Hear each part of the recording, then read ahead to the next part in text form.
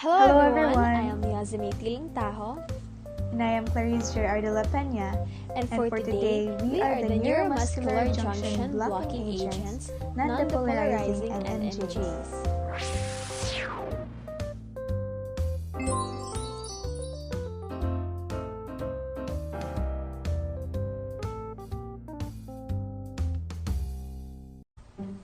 For our drug names, I will first present the generic names followed by the brand names. So let's start with rapacuronium with the brand name of Raplan, the generic name mivacurium with the brand name Mivacron, generic name Achacurium with the brand name Tracrium, generic name Doxacurium with the brand name Neuromax, generic name Cisatracurium with the brand name Nimbex, generic name Vefacuronium with the brand name Norcoron, generic name Rocoronorium with the brand names Zemoron and Esmeron, generic name Pancuronium with the brand name Pavolon, generic name Tubocurarin with the brand name Jexin, generic name Galamin with the brand name Flaxidil, generic name Pipicoronium with the brand name Arduan. Shown on the screen are the chemical names arranged accordingly.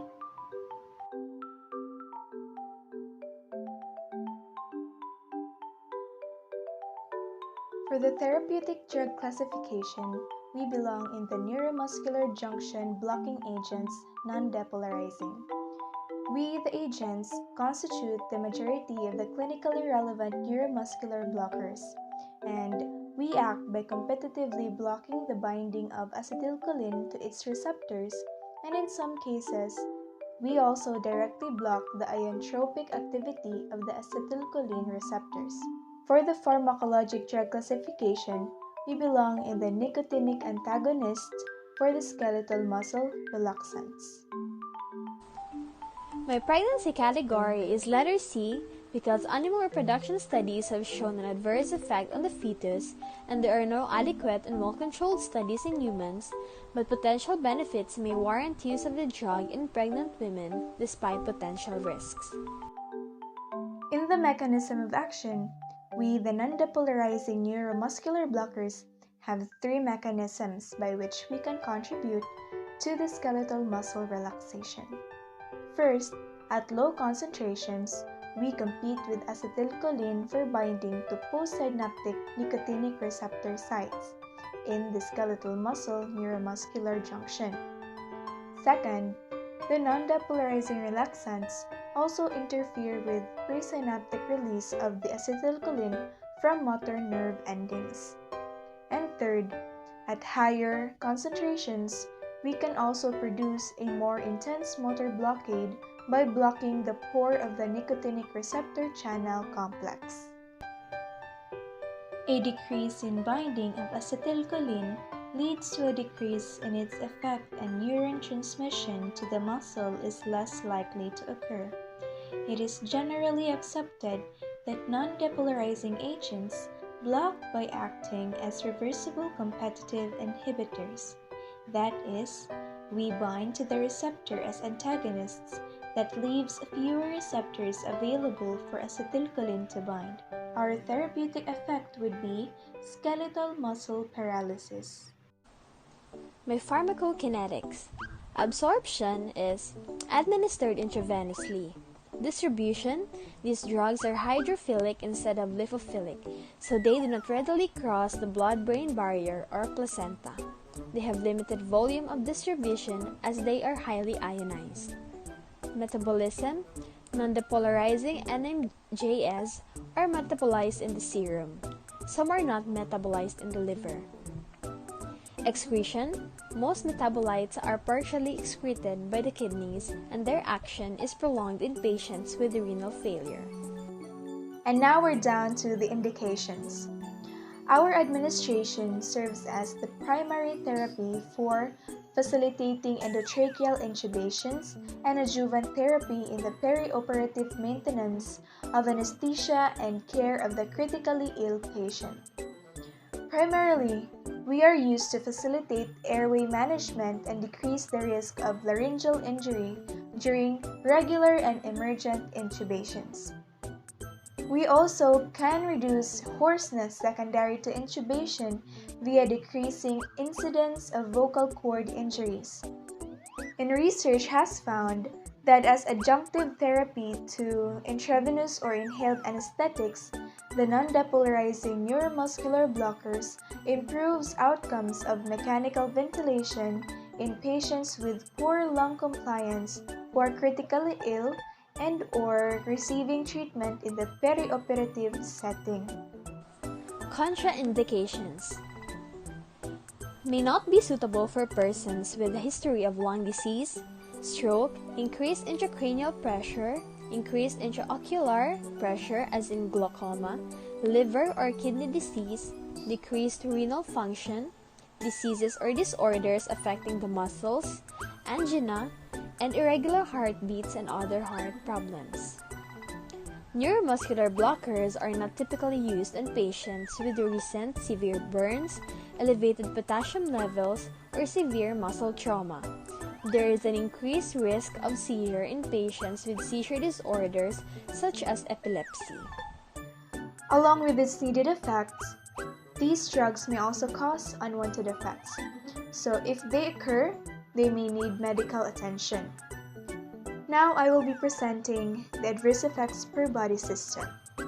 For the central nervous system, we may cause headache, and in the gastrointestinal, we may cause nausea, gastrointestinal dysfunction, constipation, vomiting, regurgitation, aspiration, and occurrence of pressure ulcers.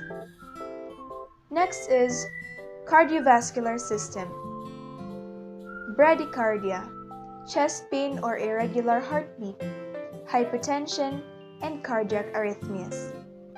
For the skeletal system, skeletal muscle atrophy or trauma. In tegumentary system, we may cause skin rash. For the hematologic, we may cause impaired blood clotting or hyperkalemia.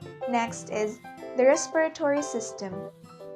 Cessation of breathing, bronchospasm, depressed respiration, and apnea.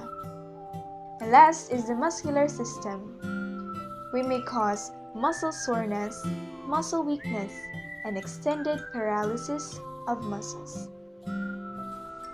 Some nursing responsibilities before administering NE includes assess for the mentioned cautions and contraindications such as drug allergies, hepatic and renal impairment to prevent any untoward complications.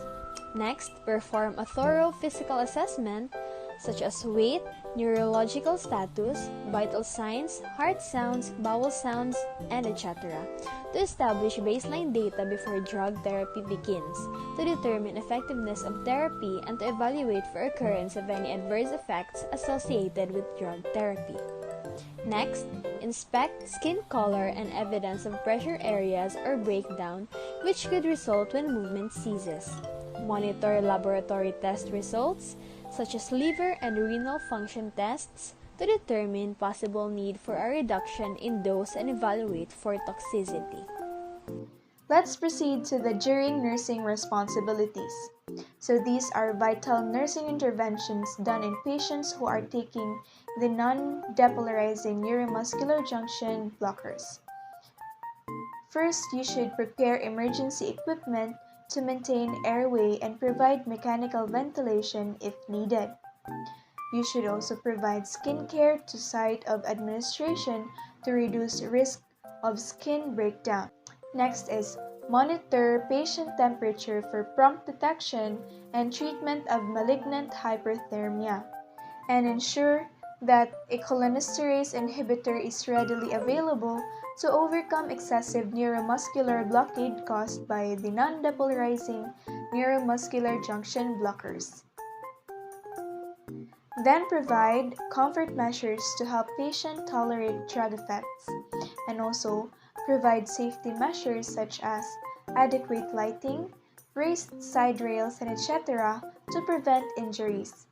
And lastly, educate the client on drug therapy to promote understanding and compliance. For aftercare, monitor patient response to therapy, like adequate muscle paralysis. Next, monitor for adverse effects such as respiratory depression, hypotension, bronchial spasms, GI slowdown, and skin breakdown. Next, evaluate patient understanding on drug therapy by asking the patient to name the drug, its indication, and adverse effects to watch for. Next, monitor patient compliance to drug therapy. So that's it for this video. I hope you learned something about neuromuscular junction blocking agents, non-depolarizing NMJs. We hope you enjoyed. Bye!